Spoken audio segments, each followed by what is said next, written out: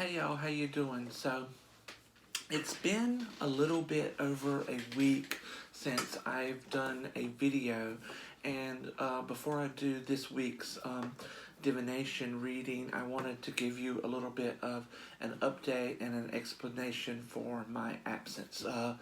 And this is pretty much for all of you who are either not on my Facebook friends list or who don't follow me on Instagram, who already know. So basically, back on March 17th of this year, I was laid off from my job working in an office due to the COVID-19 epidemic. And that during that time I had a lot of time on my hands. I really focused on my weight loss journey. I lost about 20 pounds.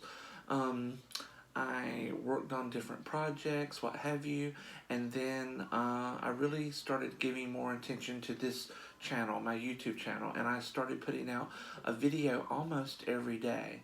And then on May the 11th, I went back to work part-time. I was working half day, so 12:30 in the afternoon to 4:30. And I was still able to do videos because I was only working, 20 hours a week. Um, and then after a little bit of time, they gradually increased my hours to where me and the other person in the office, we were working a full day and then a half day, a full day and a half day, and then the next week it would sort of flip. And that's where I had to sort of adjust my self again, my schedule. Because I am a very routine oriented person. I get up at a certain time. I have certain activities that I do. Um, in addition to normal things like doing my housework, making my meals, fixing my lunches, cleaning my home. There's my meditation practices. I exercise. There's writing in my grimoires. There's studying my charts. I like to bullet journal. I try to read at least one book a week.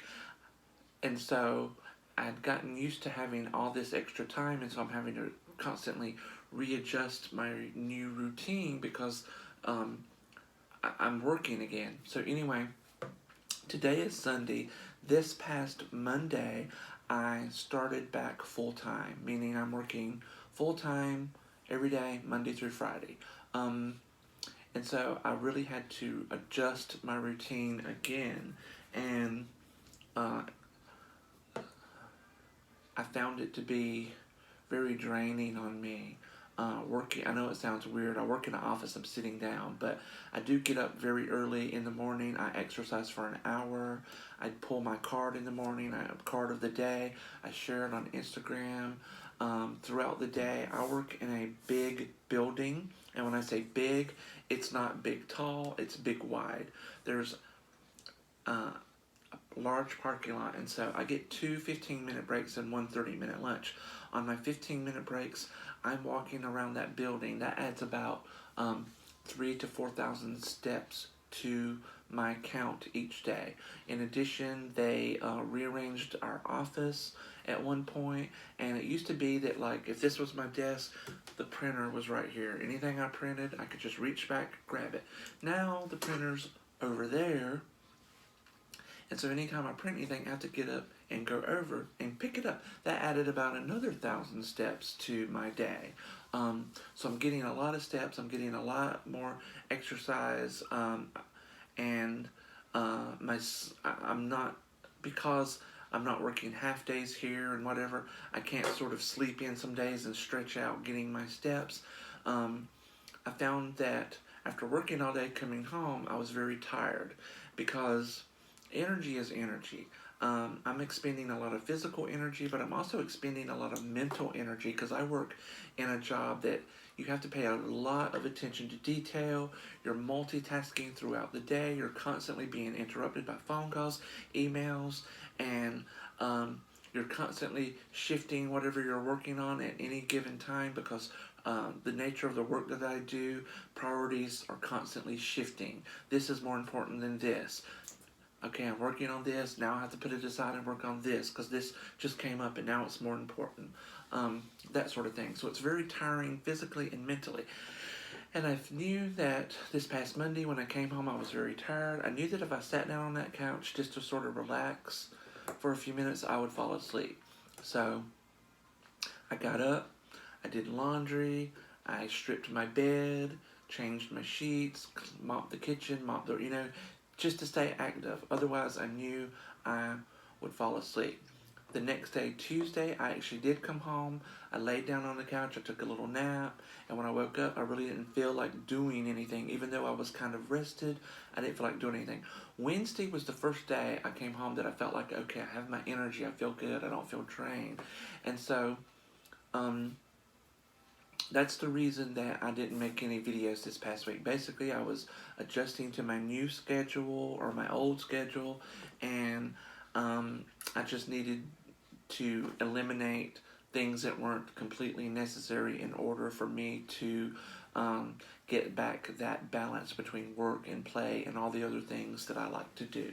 It really is about time management because, like I said, I bullet journal, I work on my astrological charts, I write my astrological blog, I do my Instagramming. I recently joined TikTok, and I'm trying to do content for TikTok, which is a little difficult because you only have 60 seconds.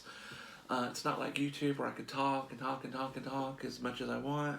So it's very interesting. I think all this keeps me sharp and active, but it's all about time management. And one thing that I do is I like to take projects and break them up into fives so that I work on it. And I use five because there's 5 days in the work week. And so I'll take my bullet journal. Like if I want to set up my bullet journal for the next week, I just break it up into 5 steps and I do a little bit each day so that by the end of the week, I got it done. If I'm working on an astrological chart, I break that up into fives and I work on it a little bit every day so that at the end of the week it's done. And so that way, by the end of the week, I have all my little projects done that I wanted to get done. And so when my schedule was constantly changing, oh, I'm working a full day this day and a half day this day, it was just hard for me to figure out what I wanted to get done and what I wanted to prioritize. And so I really felt like I had a lot of content on this page.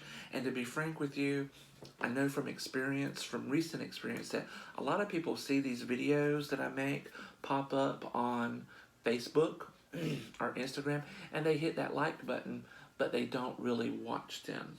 Only very few people actually watch the videos. They'll like it to acknowledge it, or some people say, oh, I'm going to like this, or I'm going to bookmark it and come back later. But they get, for whatever reason, they, get busy with their own lives and they don't watch it. So anyway, basically that's why I have been absent this week. And now we're going to do our reading for this week. And you see me about to get this, but you know what? This is empty because I'm going to use this for a different purpose in a minute. What I really want to get is this. Some of you have probably seen this on my Instagram when I took a picture of my prosperity altar. This jar stays on my prosperity altar simply because it just feels like it fits and I don't know where else to put it. But this jar is full of all of my Chinese fortunes that I save whenever I have Chinese. I know this looks like a lot. I started doing this maybe 2 years ago at work. We would order Chinese maybe once a week, maybe twice a week, just depending on what's going on. And whenever my coworkers get Chinese, they save the little fortunes for me too, and I keep them. I started out saving these in a little coffee cup, and then it was an olive jar, and I recently added them to the pickle jar. Now I have a very large pickle jar about this size sitting in my closet that one day I hope to have filled up. But part of the reason I keep this on my prosperity altar is I associate these little fortunes with luck. It's sort of like along the same lines of a leprechaun with his pot of gold. This is my jar of fortunes. This is pure, unadulterated luck concentrated in here. But I also use this for divination. Sometimes if I have a question or an issue on my mind, I'll shake up the jar, think of my question, and sort of pull out a fortune and read it, and I'll base my answer on what the fortune said. It's rather like a different form of bibliomancy, where instead of you're opening a book at random, you're sort of kind of drawing lots. So today, just for fun, this is my first day back after my week-long break. I thought we would do our Chinese fortune. So, to make this a little bit easier, because my hand won't reach down in here, and I want to be able to have access to all the fortunes for you, I'm going to put these fortunes in this box for a minute. And so what I want you guys to do right now is I want you to close your eyes and take a deep breath in through the nose, hold it for a second, out through the mouth. Do that 3 times. In,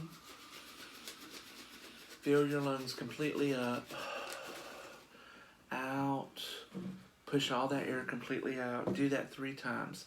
And I'm going to say 1, 2, 3. Now quickly, without thinking about it, what number felt right to you when I said it? Was it 1? Was it 2? Or was it 3? Okay? Think about that number, 1, 2, or 3. And what I'm going to do right now is I'm going to pull 3 fortunes out of here at random. So the first fortune will be for those of you who said number 1. That's number 1. The second fortune will be for those of you who picked the number 2. And the third fortune will be for those of you who picked the number 3. Okay? Alright. Number 1s, are you ready? This is your fortune. You and your spouse will be happy in your life together. That's good news. Your lucky numbers are 8, 12, 32, 35, 38, and 7. Okay, so those of you who chose 1 and you played the lottery, if you play any of those numbers, I want to hear back from you. I want you to leave a comment. Let me know if those numbers worked for you. Again, they are 8, 12, 32, 35, 38, and 7. All right? Those of you who chose number 2, this is your fortune. You will step on the soil of many countries in your lifetime. Well, that sounds good. I know some of you can take that literal, but you can take that as metaphorical too, meaning mentally you will mentally explore many different subjects or unfamiliar things, and that's one great way to keep your mind active. And then finally, those of you who chose number 3, it says, if a true sense of value is to be yours, it must come through service. So your theme for this week is service. And on the back of it, the other one didn't have anything. This one has learn Chinese, and the word is sugar. Now think about that. Sugar is sweet. In Hoodoo, we often use sugar to sweeten someone, to get them to like you, to get them to want to help you and be an ally to you. So that may be your message, sugar. And it looks like the way to say sugar in Chinese may be tang.